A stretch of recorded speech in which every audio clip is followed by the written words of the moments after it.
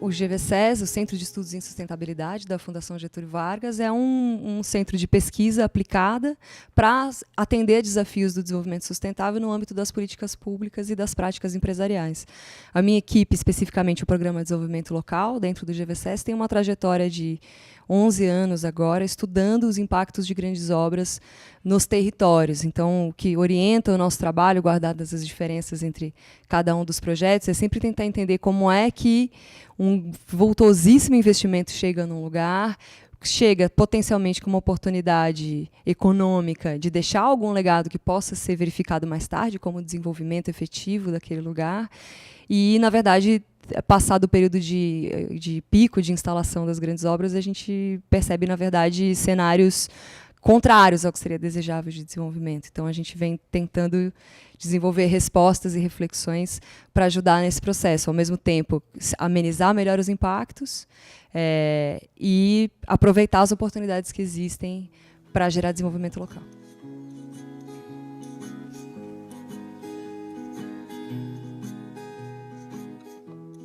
Duas coisas que você precisa ter em mente: afluxo populacional e especulação fundiária.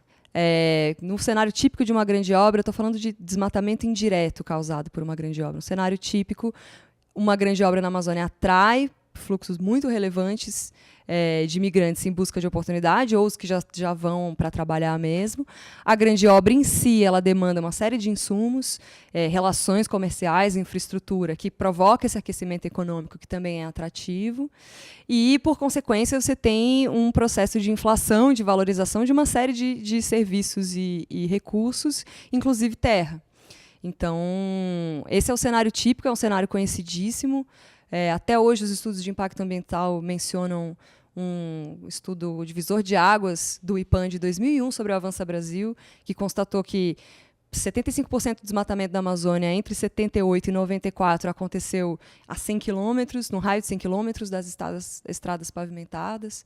Então, estradas especialmente, mas grandes obras em geral, causam esse efeito. Isso tem efeito direto sobre as unidades de conservação, que são áreas, ao mesmo tempo, estratégicas para conter o desmatamento de fronteira, mas são áreas muito visadas para o chamado desmatamento seletivo, que é o que vem crescendo muito na Amazônia hoje, que é o desmatamento que você não abre um clarão de floresta, você vai atrás da madeira de lei, da madeira nobre, que tem valor comercial, e esse estoque está muito mais presente nas unidades de conservação.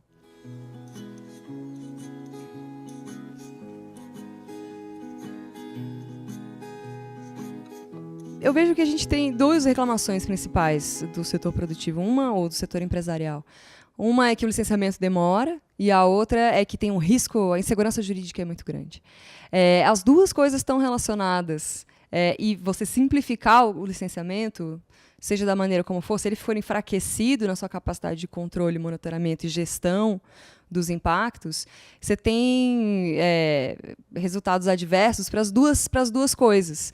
Não é o rito do licenciamento que demora, é a adequação de um projeto bom que demora. São os pactos necessários com os territórios impactados, a participação social, o controle social, o fomento de capacidades institucionais, de um conjunto muito grande de atores necessários para poder ter a efetividade daquelas ações. É muito maior o universo de articulação institucional que precisa acontecer que só além do IBAMA e do empreendedor.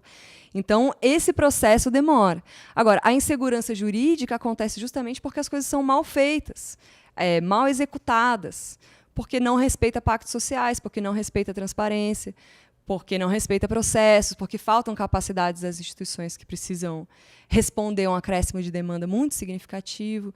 Então, se o que a gente deseja, vamos pensar do ponto de vista utilitário, assim, é um licenciamento que promova mais segurança jurídica e menos tempo, tem que pensar no longo prazo, tem que pensar que esse tempo que você pode querer economizar no começo do processo de licenciamento, da licença, ele será cobrado mais tarde por judicialização.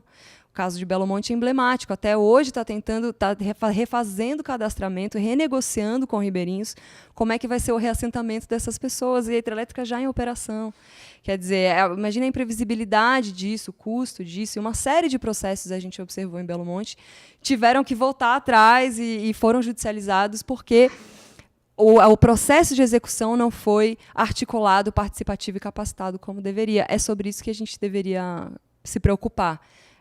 Capacidades e processos cada vez mais claros de como a gente encontra resultados efetivos para as ações que precisam acontecer.